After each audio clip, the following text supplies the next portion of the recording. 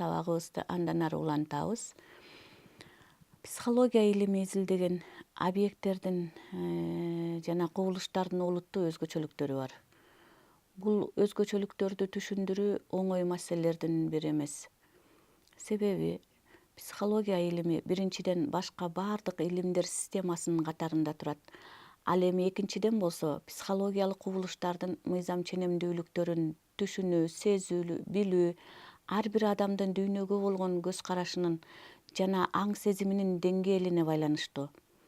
Психология өз алдынча илим болгондугуна карабастан, ушул күнгө чейин анын предмети жөнүндө маселе аягына чейин тактала электиги белгилүү. Артка тарыхка кайрыла турган болсок, айрым окумуштуу философтордун идеялары идеалисттик багытта болгон.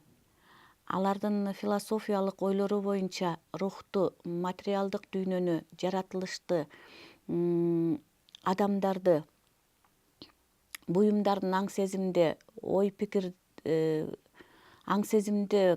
пикирде гана жашайт дешкен.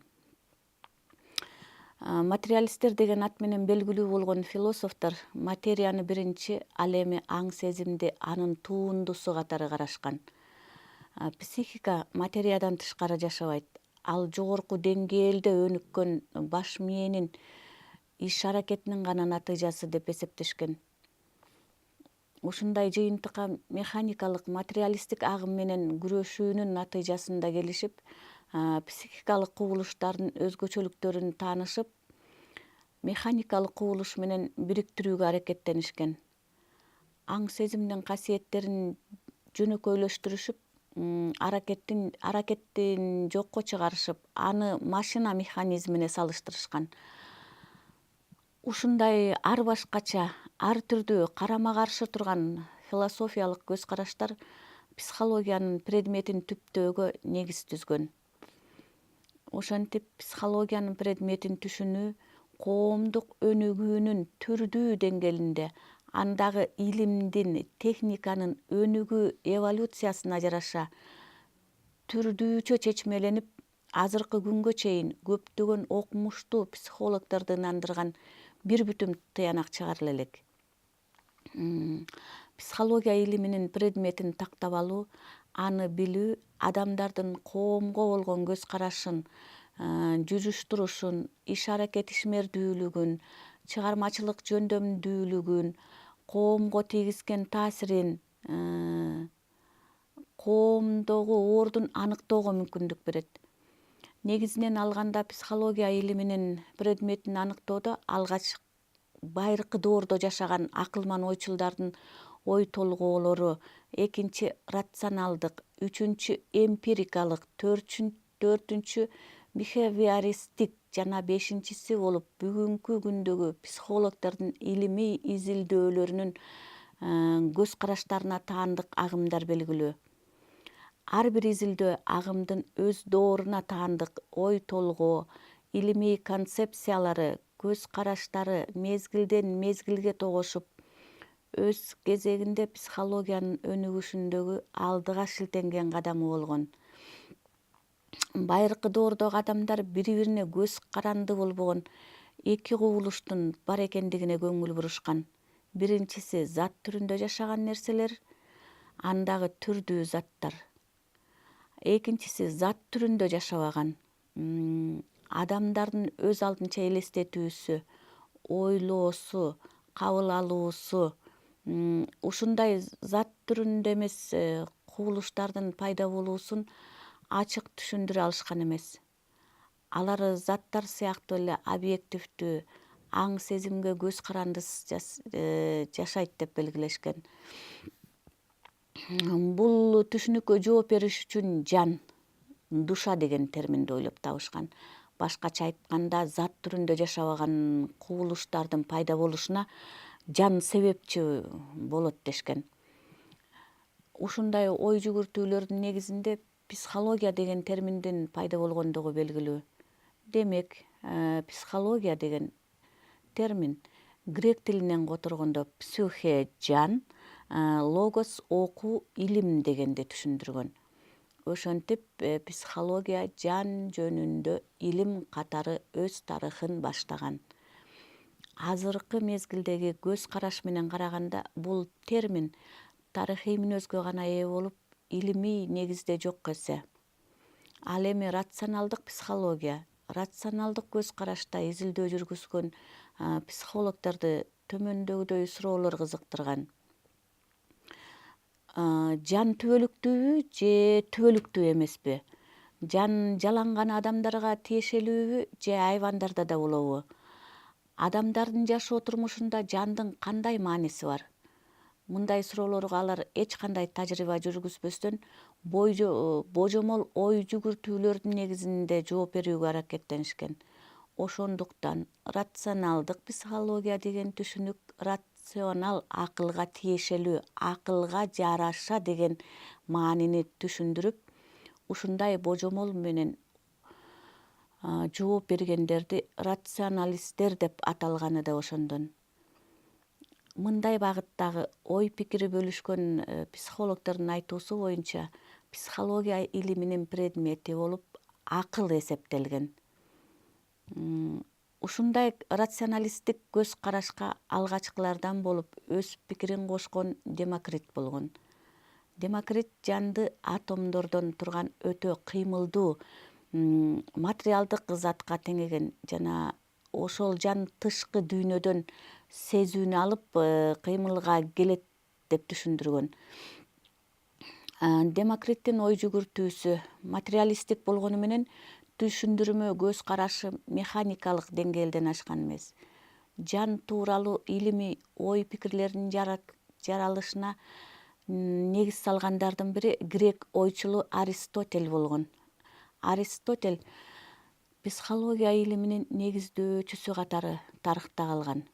Себеби анын жан жөнүндө деген эмгеги психология илими жөнүндөгү алгачкы эмгектерден болуп эсептелет.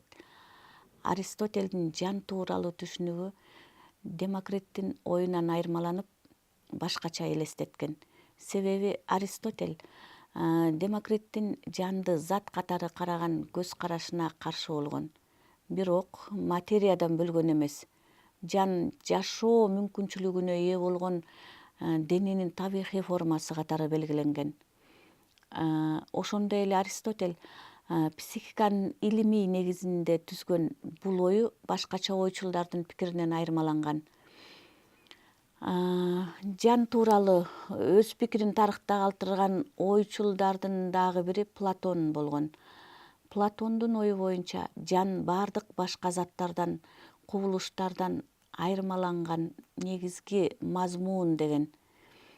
Жан адамдын денесинде жашаганы менен ага көз каранды эмес объект, өзгөчө объект катары эсептеп, ал түбөлүктүү, адам колу жетпеген, Кудай келбеттүү, акылга сыйбагандык катары элестеткен. Ал эми дене болсо түбөлүктүү эмес, аны байкоого болот, бирок ал чирип жок болуп кетүүчү керексиз объект деген. Жанды Кудай жараткан, ошондуктан ал денени башкарууга жана адамдын турмушун багыттап турууга ээ экендигин көрсөткөн. Платондун ойлору идеалисттик көз караштын классикалык өкүлү дейбиз. Классикалык ойчулдардын өкүлү катары эсептелгени Платондун дүйнө абстрактуу идеялардын тобунан тураарына ишенгендиги. Белгилүү окумуштуу психолог Киппенрейтердин ою боюнча Платон ишенген идеялар дүйнөсү да белгилүү бир деңгээлде жашайт. Аны илимий, адабий эмгектерде, руханий маданиятта, тилде, коомдон коомго, муундан муунга өтүп жашаган, сакталган тарыхый маалыматтардын жыйындысы түрүндө түшүнүү керек. Ал эми эмпирикалык психология, эмпирика, эмпейра деген термин грек тилинен кыргызча которгондо тажрыйба дегенди түшүндүрөт. Бул багыт психология илиминин негизги тармагы болуп эсептелет. Себеби ар бир психологиялык илимий изилдөөлөр тажрыйба аркылуу далилденет. Эмпирикалык изилдөөлөр 18-кылымда жашаган немес философу Вольфтун ысымына таандык. Эмпирикалык изилдөөлөр ар кандай кубулуштардын закон ченемдүүлүктөрүн аныктоо үчүн так методдорду, байкоолордун эң керектүү экендигин белгилешкен. Бул багыттагы ачылышка салымын кошкондордун бири философ, педагог Лок. Эмпирикалык көз караштагы философтордун өзгөчөлүгү болуп, алардын психологиянын объективдүү предмети болуп жан эмес, тажрыйбаны эсептегендигинде. Тажрыйбанын объективдүү экендигин, аны ар кандай методдор менен үйрөнүүгө болорун негиздешкен. Эмпирикалык психологдор психикалык процесстерди байкоого жана аны объективдүү изилдөөгө мүмкүн эмес дешкен. Алар психикалык кубулуштарды изилдөөнүн башкача методун, интроспекцияны, өзүн өзү изилдөөнү сунуш кылышкан. Бирок аң сезимди интроспекция методу аркылуу үйрөнүүгө мүмкүн эмес. Себеби жеке адамдан алынган маалымат субъективдүү болуп, чындыктан алыс турат деп өз ойлорун эки позициялык так эместикте баамдашкан. Башкача айтканда, эки чечимдүү, материалдык жана рухтук бири бирине байланышпаган позицияны көрсөтүп, рухий дүйнө, материалдык дүйнөгө көз карандысыз, өзүнө гана тиешелүү кубулуштарга ээ дешкен. Мындай көз караштары менен дүйнөнүн жалгыз гана жансыз материядан пайда болгондугун таанып, ага карама каршы ой жүгүртүшкөн. Алардын ою боюнча адамдын денеси материалдык процесстер психикалык кубулуштар менен өз ара таасир этүүсүндө жашай тургандыгын көрсөтүп, психика физиологиялык процесстерге таасир этүү абалында боло тургандыгын жакташкан. Ошентип ар кандай эмпирикалык аң сезимдин табиятын идеалисттик деңгээлде түшүнүшүп, рационалисттер бытиенин алгачкы негизин экиге бөлүшкөн. Материалдык кубулуштар бул мейкиндикте белгилүү орунду ээлеген объективдүү заттардан, аң сезимдик кубулуштан. Ошондой эле мейкиндикте белгилүү бир орунду ээлебеген ойлоо, эс, сезүү, экинчиси аң сезимден турат дешкен. Ал эми бихевиористтик психология, бул психология илиминдеги жаңылануу, өзгөрүш 19-кылымдын жарымында орус окумуштуу физиологу Сеченовдун «Баш мээнин рефлекси» деген эмгегине байланыштуу. Сеченевдин оюн улаган Павлов болгон. Бул улуу орус окумуштууларынын ой жүгүртүүлөрү, физиологиялык ачылыштары психология илиминде жаңы агымдык өнүгүшүнө түрткү берген. Алгачкы ирет чет элдик психологдор Сеченов менен Павловдун ачылыштарына таянып, жаныбарларга эксперимент жүргүзө башташкан.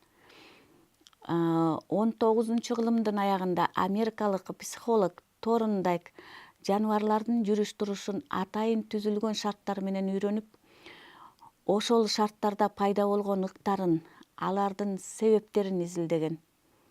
Бул окумуштуунун изилдөө көз караш пикирин америкалык окумуштуу психолог Уотсон улантып, жалпылап психология илиминде жаңы бихавиоризм агымын жараткан. Бул термин жүрүш-туруш деген маанини түшүндүргөн. Бихавиористтик агымындагы изилдөөчүлөрдүн илимий ой пикирлери психологиянын предмети жан да, аң сезим да эмес, жүрүш-туруш болуп саналат дешкен. Алар адамдарда эч кандай аң сезим жоктугун, ал жөн гана түшүнүк экендигин, ошондой эле адамдын субъективдүү ички дүйнөсүн үйрөнүүнү толугу менен четке кагышкан. Психология илимин адамдын тышкы жүрүш-туруш формаларын үйрөтүүчү илим катары түшүндүрүшкөн. Азыркы мезгилдеги илимий психология жогорудагы агымдардын көз караштарын анализдеп, пайдалуу жактарын сиңирип, илимден алыс ой толгоолорду четке кагып, психология предметин аныктоонун үстүндө улам илимий жолдор менен иш жүргүзүп келүүдө. Азыркы психологдордун ою боюнча адамдын психикасы, аң сезими объективдүү, реалдуу жашай тургандыгын белгилешкен. Адамды курчап турган заттар кандай реалдуу жашаса, адамдын психикасы, аң сезими жана субъективдүү ички дүйнөсү да ошондой эле реалдуу жашайт дешет. ушундай жаңылануу көз караштардын негизинде психология илиминин предмети болуп психика жана аң сезим саналат.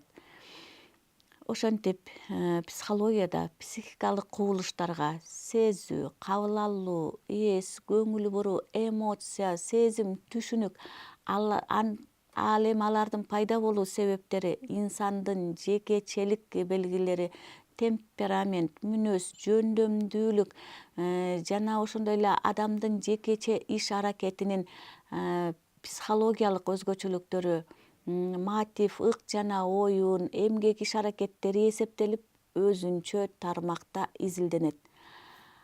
Ал эми психикалык кубулуштар объективдүү дүйнөнү адамдын баш мээсинде чагылдырып, анын реалдуу, субъективдүү дүйнөсүн түзөт. Ушундай процесстерди адамдын психикасы деп аташат. Психика жана аң сезимдин түшүнүктөрүнүн мазмундуулугу жагынан жалпылыгы жана айырмачылыктарын да бөлүп көрсөтүү мааниге ээ.